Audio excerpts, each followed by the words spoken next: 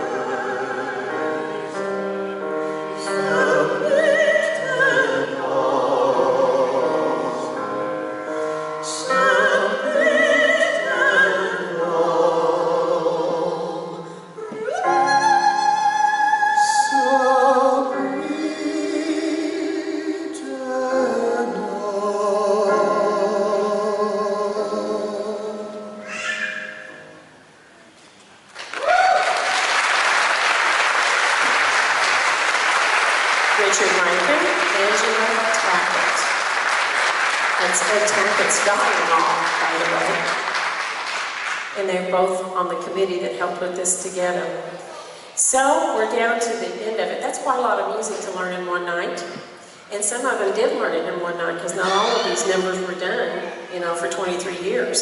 So some of them were familiar to some of the kids and some were not. So I'm very proud of them. Let's give them a big hand.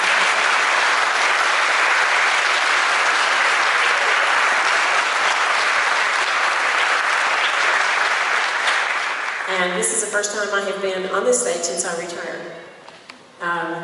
It's just real hard to go back. But this was such a special event. And it's probably the first time some of them have sung on this stage since they graduated. I remember the very last day, after I checked out, the last thing I did is I turned on the lights and I walked out and stood in the middle of the stage and just stood there. And in my mind, I heard the breaks on the curtains. I smelled the musty curtains. I remember what it was like when you can see the dust fall down from the lights. So I've been on stage ever since the 5th grade. And even though I've been on some stages since then, this was probably not, I would not be on the stage anymore because I started playing in the orchestra when I was in the 5th grade. And so from there all the way through my whole life, I've been somewhere on a stage. So I am very pleased to pass the baton on to a young man who has followed in my footsteps. I believe this is his 9th year here. And it's so exciting for me to know that one of my own boys is now the director, choral director at Union High School. So I'm going to have Scott Zintafer come and direct the alma mater.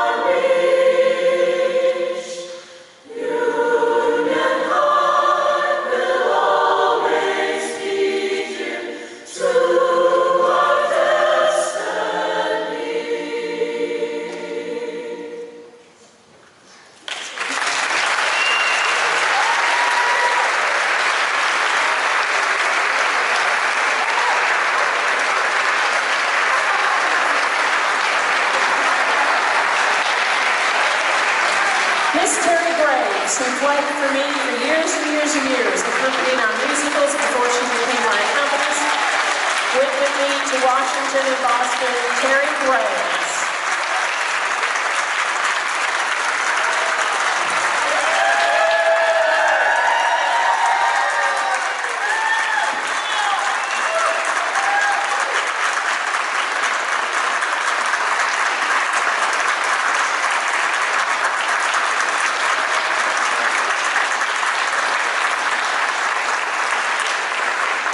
Thank you very much for joining us today to recognize a very special part of Union High School tradition. Those of you who are registered for the reception, the meeting in the Grand Hall will start at 5:30. Thank you. The east side of the school, toward the collegiate, whatever. If you're going to the reception is, what is it, reception? It's a food thing. That is going to be as far north as you can get in the building and towards the east. If you go down this hallway all the way and then kind of funnel yourself that way, the hallway next to the PAC, you will find it. It's big. Thank you.